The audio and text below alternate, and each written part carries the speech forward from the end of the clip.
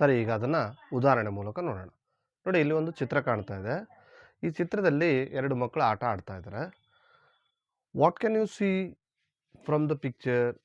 ಈ ಚಿತ್ರದಲ್ಲಿ ನಾವೇನು ನೋಡ್ತಾ ಇದ್ದೀವಿ ಅಂತಂದರೆ, ಕ್ಯಾನ್ ಆ್ಯನಿಮಲ್ಸ್ ಮೂವ್? ಪ್ರಾಣಿಗಳು ಹಾಗಾದರೆ ಚಲನೆ ಹೊಂದ್ತವ? ಎಸ್, ಡೆಫಿನೆಟ್ಲಿ ಪ್ರಾಣಿಗಳು ಚಲನೆಯನ್ನು ಹೊಂದಿರ್ತವೆ.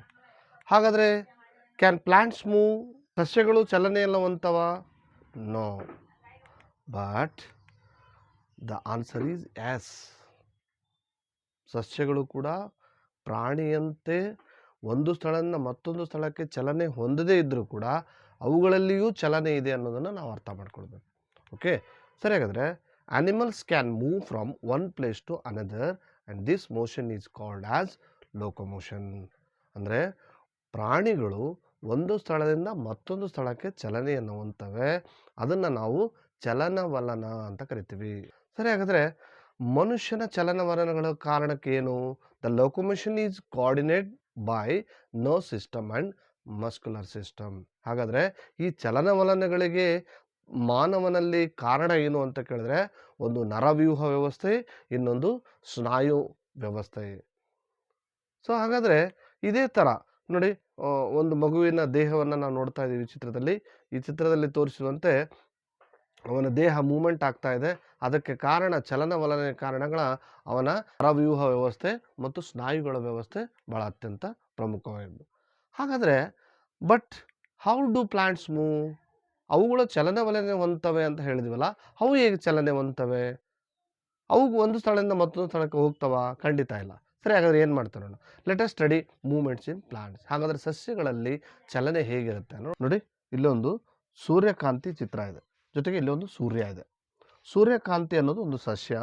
ಈ ಸಸ್ಯ ಏನಾಗ್ತಾ ಇದೆ, ಸೂರ್ಯ ಯಾವ ದಿಕ್ಕಿನೆಡೆಗೆ ಹೋಗ್ತಾ ಇದೆಯೋ ಆ ದಿಕ್ಕಿನೆಡೆಗೆ ಅದು ಬಾಗ್ತಾ ಇದೆ. ಹಾಗಾದರೆ ಸೂರ್ಯ ಅನ್ನೋದು ಇಲ್ಲಿ ಏನಪ್ಪ ಅಂದರೆ ಪ್ರಚೋದನೆಗೆ ತಕ್ಕಂತೆ ಇದು ಪ್ರತಿಕ್ರಿಯೆ ಮಾಡ್ತಾ ಇದೆ.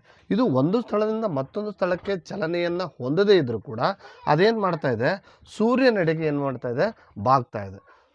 ಸೂರ್ಯ ಅನ್ನೋದು ಇಲ್ಲಿ ಸ್ಟಿಮ್ಯುಲಸ್ ಅಂತ ನಾವು ಹೇಳ್ಬೋದು. ಸರಿ, ಹಾಗಾದರೆ ಇಲ್ಲೊಂದು ಚಿತ್ರ ಇದೆ. ಇಲ್ಲೊಂದು ಚಿತ್ರ ನೋಡಿ ನೀವು. ಇದು ಮುಟ್ಟಿದ್ರ ಮುನಿ ಅಂತ ಕರಿತೀವಿ, ಟಚ್ ಮಿ ಆರ್ ನಾಟ್ ಅಂತ ಕರಿತೀವಿ. ಇಲ್ಲಿ ಸ್ಟಿಮ್ಯುಲಸ್ ಈಸ್ ಟಚ್. ಅಂದರೆ ಅಲ್ಲಿ ಹೇಗೆ ಸೂರ್ಯನಲ್ಲಿ ಸ್ಟಿಮ್ಯುಲಸ್ ಆಗಿತ್ತೋ ಇಲ್ಲಿ ಟಚ್ ಅನ್ನುವಂಥದ್ದು, ಸ್ಪರ್ಶ ಅನ್ನುವಂಥದ್ದು ಇದಕ್ಕೆ ಸ್ಟಿಮ್ಯುಲಸ್ ಅಂತ ಕರಿಬೋದು ನಾವು. ಹೀಗೆ plants move in response to external stimulus. ಅಂದರೆ ಸಸ್ಯಗಳು ಹೊರಗಡೆಯ ಪರಿಸರದ ಹೊರಗಡೆಯ ಪ್ರಚೋದನೆಗೆ ತಕ್ಕಂತೆ ಪ್ರತಿಕ್ರಿಯೆಯನ್ನು ನೀಡ್ತವೆ ಅಂತ ನಾವು ಹೇಳ್ಬೋದು. ಸರಿ, ಹಾಗಾದರೆ ಈ ಚಿತ್ರವನ್ನು ಅಬ್ಸರ್ವ್ ಮಾಡ್ತಾ ಹೋಗಿ.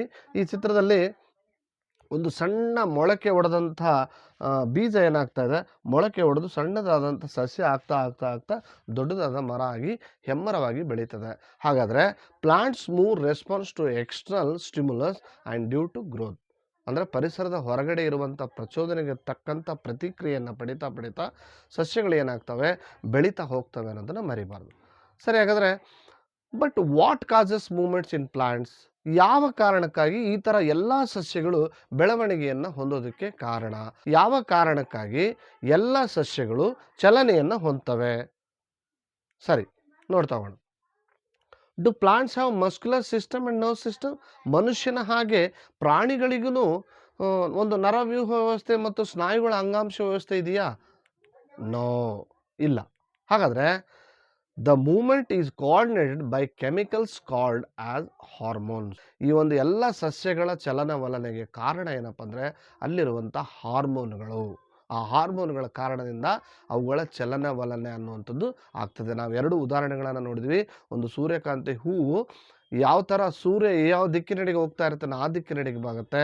ಒಂದು ಮುಟ್ಟಿದ್ರ ಮುನಿ ಅಥವಾ ಟಚ್ ಮಿ ಆರ್ ನಾಟ್ ಅನ್ನುವಂಥ ಒಂದು ಸಸ್ಯ ಮುಟ್ಟಿದ ಕೂಡಲೇ ಹೇಗೆ ಅದು ತನ್ನ ಸಸ್ಯವನ್ನು ಬಾಡಿಕೊಳ್ತದೆ, ತನ್ನ ಎಲೆಗಳನ್ನು ಮುದುಡಿಕೊಳ್ತದೋ ಇದಕ್ಕೆಲ್ಲ ಕಾರಣ ಏನಪ್ಪ ಅಂದರೆ ಹಾರ್ಮೋನ್ಸ್ ಅಂತ ಹೇಳ್ಬೋದು.